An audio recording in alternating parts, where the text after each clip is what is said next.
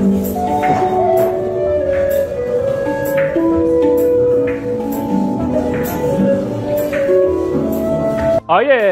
قلعه‌نویی سرمربی تیم ملی کشورمون رفتن ماساژ بعد از برد تانزانیا. یه نفر تو این کشور بخواد بهش ماساژ برسه ایشون. قلعه‌نویی نره ماساژ کی بره؟ فرشاد احمدزاده بره؟ چند تا سوال ما داریم که اولا که چرا آقای قلعه‌نویی سرمربی تیم ملی تو نوبته؟ اگه آقای قلعه‌نویی تو نوبته کی زیر ماساژه؟ یعنی اگه اینا رو نیمکتن کی تو زمینه در واقع؟ اون دوستمون داره نی میزنه میخواد از آقای قلعه‌نویی مار در بیاد بیرون. مگه نی زدن دیگه چیه؟ اون یکی داره هنگ درام میزنه. با 30 ثانیه ویدیو هر کی هر کاری داره انجام میده. اولین بار آقای قلعه‌نویی توی جمعیه که همه دارن صدشون رو میذارن براش.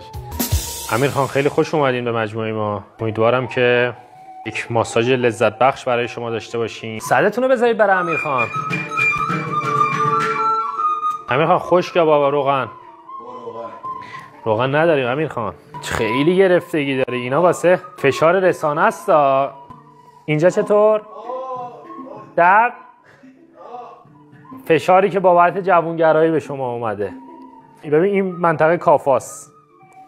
یه مقدار فشار کمتره درسته؟ شما هم نایب قهرمان شدین اونجا. شل کن امیر خان، شل کن. این گلایی بود که از افغانستان خوردیم. اینو بکن. امیر خان، آقای الهویی و آقای افاضلی هم اینجا بودن. بدنا پر گره.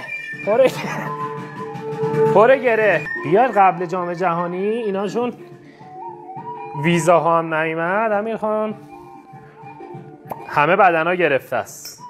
امیر خان با یک پایان شاد چطورید؟